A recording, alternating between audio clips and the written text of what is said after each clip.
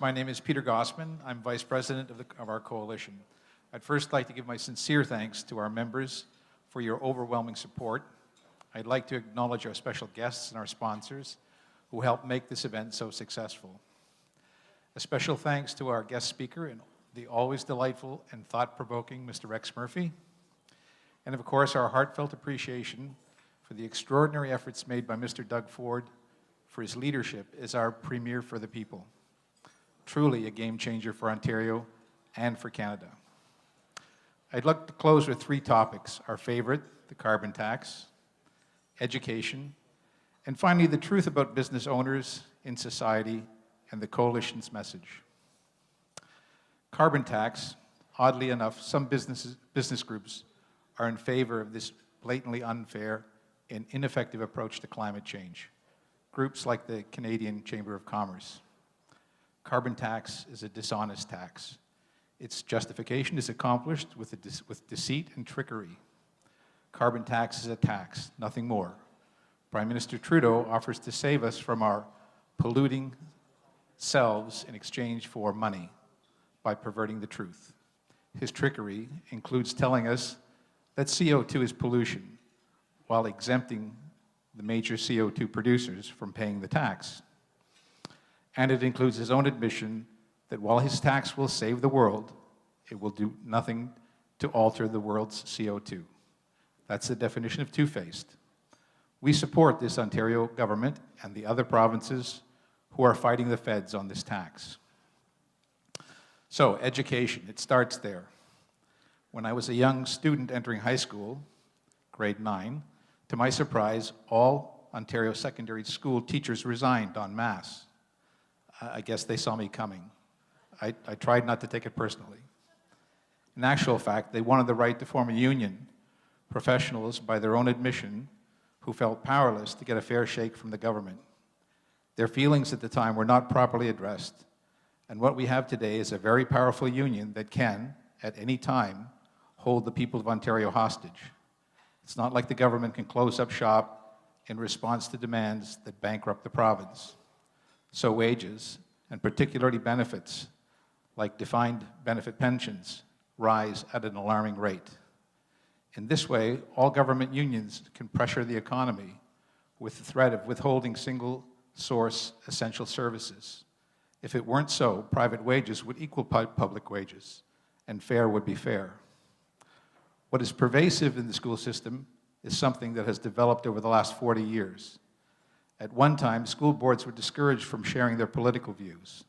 But over time, as unions became more political and influential with the school boards and with the government, the mindset within the school system began to favor certain viewpoints and agendas, and these things could not help but influence the students, our children. Those viewpoints reflect a socialist union picture that excludes exposure to private business. There are very few examples of support for private business left in the primary and secondary school system. Technical, culinary, budgetary, economic, and basic trades are few and far between. Some post-secondary universities and colleges in the last 10 years have made efforts to work with industry, in automotive technology with autonomous and electric vehicles as an example. But it's almost too late as industry is fleeing Ontario. The decline in Magna International plants alone should give everyone pause. Yes, we need to bring back business to Ontario.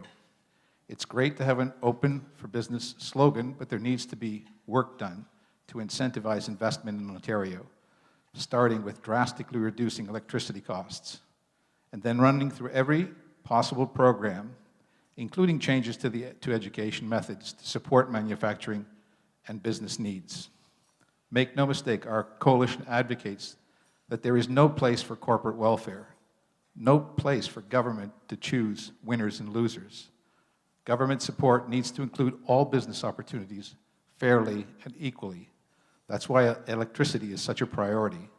Everyone's a user, and the future depends on it. Who are business people? Jocelyn asked me to add this part in. I'm married for 32 years to my lovely wife, Andrea, over there, and my two sons, Cameron and Robbie. Cam put himself through university with a little help from my wife, who saved every month for 20 years in the hope that one day one of our kids would be able to attend university. Rob, who was diagnosed with Asperger's syndrome at the age of 4, now has a full-time job, and every Wednesday night for the last 7 years has organized events for 70 people with various disabilities to enjoy each other's company, bowling or having picnics or meeting at local shopping malls. No money comes to him for this. He does it for free. My wife for the last 10 years devoted every Thursday night at the local food bank as a volunteer. She also gave 8 years of her time as coordinator of the Willow Foundation that raises money for life enrichment of people in long-term care. We live in an ordinary house. In an ordinary neighborhood, we drive ordinary cars. We rarely go out unless it's a special occasion. We budget, we watch what we spend like every other family. Now here's the kicker. Most business owners are just like me. We're not the mean people who have all the money and keep it to ourselves at the top of some proverbial mountain. That's the portrait that socialist groups like Lead Now and Tides campaign with to fight the conservative effort. They spend a lot of money perpetuating this false narrative to divide society into nice, small, bite-sized chunks that can be influenced for political gain. Catherine Swift, who's here tonight, who spoke at our annual general meeting, posed the question, why would the Rockefeller Foundation support these left-wing groups? She didn't answer the question because the answer's obvious. Left-wing elites don't make money by producing anything. They make money by picking up the pieces when everyone else fails. And socialism is a direct path to failure. Does anyone really wonder why Vladimir Putin is the actual richest man in the world? We need to get the truth out there about business people, what they contribute to society. We are the donators to countless charities.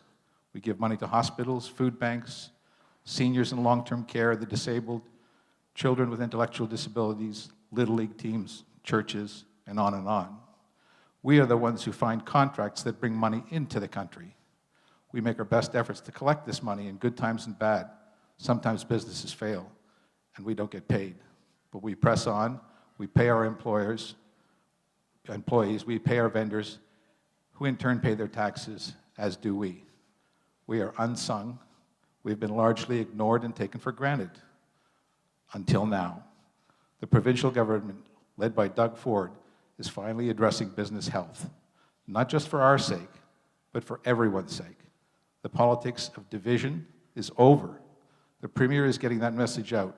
We all need to help get that message out, and we need to do it federally come next October. Jocelyn founded this coalition to get that message out there. We were very successful in reaching hundreds of thousands of the electorate prior to the last election through social media. The coalition does not seek government funding, as so many other special interest groups do. We are volunteers who have come together for the betterment of our country.